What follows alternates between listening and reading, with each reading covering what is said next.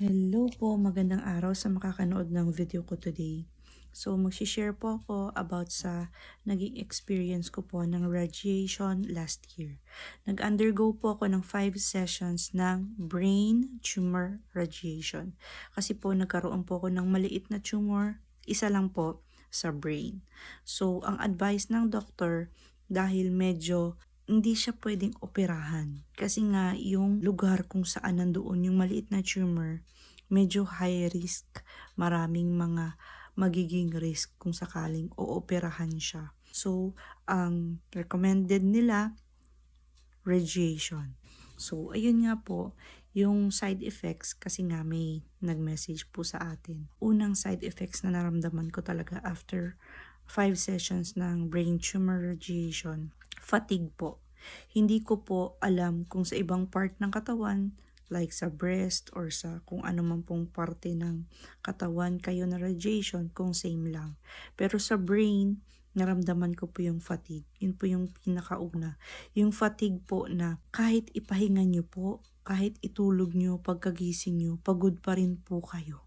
Tapos, yung hindi ko po talaga mapigilang umiyak. Kasi malapit po yung tumor ko doon sa emotion part ng brain ko. So kahit hindi po ako malungkot, bigla-bigla na lang po akong naiiyak. Gusto kong umiyak kahit hindi ako malungkot, kahit walang nakakalungkot. Tapos yung area po pala kung saan nagkaroon ng brain tumor radiation dito po banda, after ilang weeks po ata, kung saan ako na radiation, natanggal po yung buhok. Naglagas po yung buhok. And yung isang early signs din po na nangyari sa akin is, ang sabi nila, diplopia. Kung hindi po ako nagkakamali sa term sa medical term niya. May tawag dun double vision. Ayan. So, diplopia po yun. After po ng mga 1 month, medyo gumaling-galing naman po yung vision ko. So, bumalik na po sa normal. Nangyari po yun kasi po, yung aking tumor, malapit din po siya sa optic nerves ko.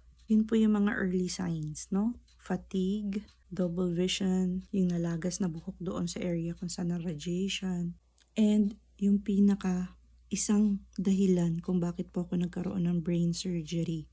And ito po siya, late signs ng side effects ng brain tumor radiation. Nagkaroon po ng radiation necrosis po ang tawag.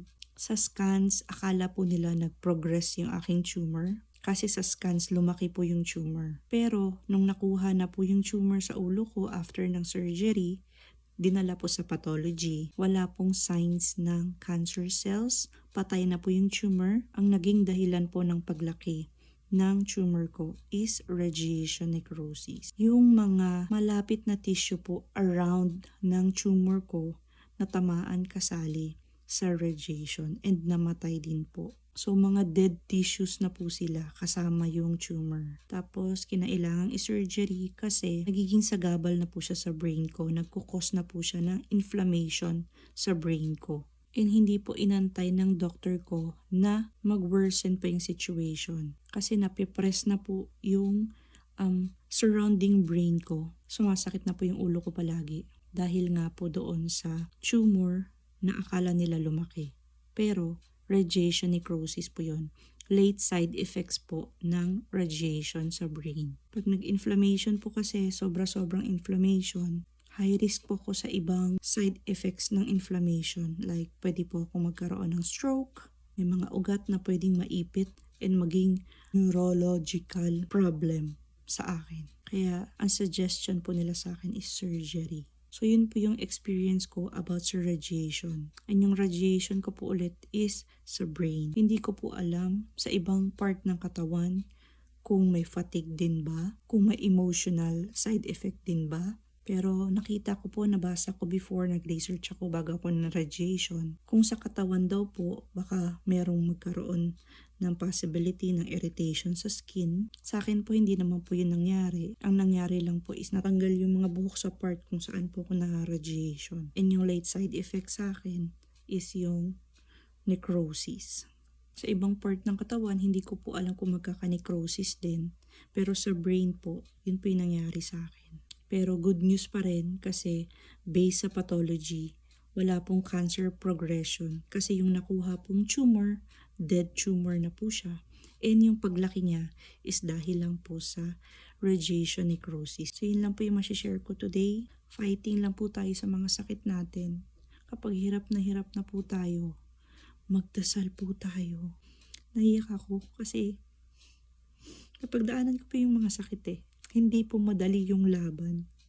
Kapag nabibigatan na po kayo, magdasal lang po kayo. Yan po yung aasahan natin. Yan po yung magpapalakas ng loob natin.